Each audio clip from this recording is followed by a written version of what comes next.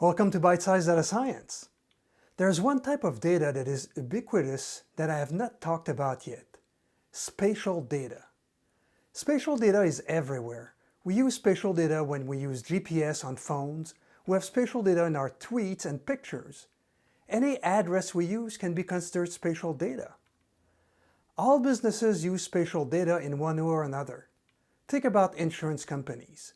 They adjust their rates based on spatial data such as where you live, where you work, how far you live from work, and if you use your car to commute. Where to find car accidents, crimes, and so on. Companies can use spatial information to figure out where to open a new store, where to locate a hospital, and so on. In the next series of videos, I'll balance spatial concepts and practical use of spatial data. Let's get into a notebook. I am using the IBM Watson Studio environment to run my notebook.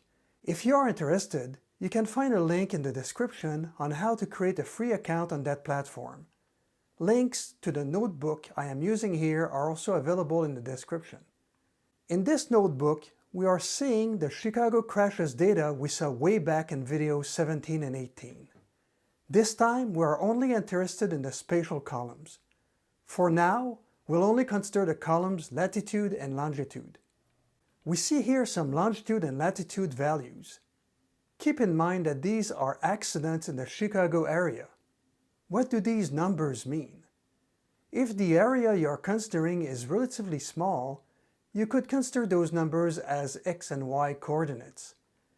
In reality, longitude and latitude are angles that uniquely identify points on a sphere. You can consider latitude as a vertical value and longitude as the horizontal value.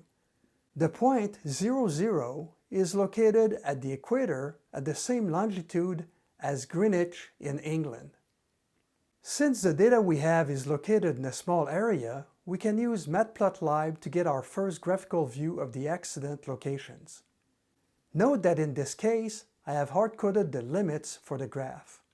I could have done it programmatically since it is simply a min and max value of longitude and latitude. We have over 220,000 values in our dataset.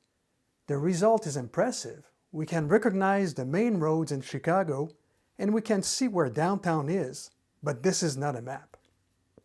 We can display spatial information on a map.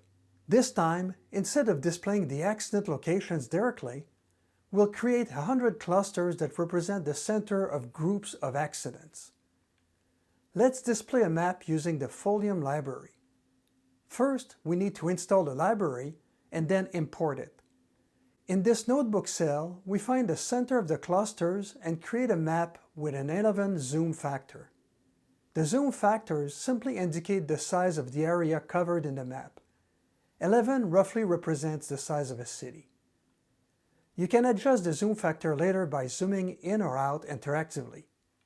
The second step is to create circle markers for each cluster. The result is this map. We hover over any cluster to find out how many accidents are part of it. There is one more library I want to talk about: Pixie Dust. This is a library that was first created at IBM and was eventually put into open source. After installing and importing the library, we simply use the display command and passing it the data we want to use. By default, it will display the data as a table, but you can change it to a bar chart, line graph, scatter plot, pie chart, a map, or a histogram. When using a map, you need a renderer. In my case, I use my free Mapbox account to take advantage of that renderer. You can adjust the view options, and PixieDust also has the ability to share the results through an HTTP gateway. The interesting part about this map is that PixieDust automatically clusters the clusters based on the precision of the map. We can see here that some dots have numbers in them. This represents the number of data points it covers. If we zoom in, the cluster eventually separates and we see the real data points. There are many ways we can visualize spatial data.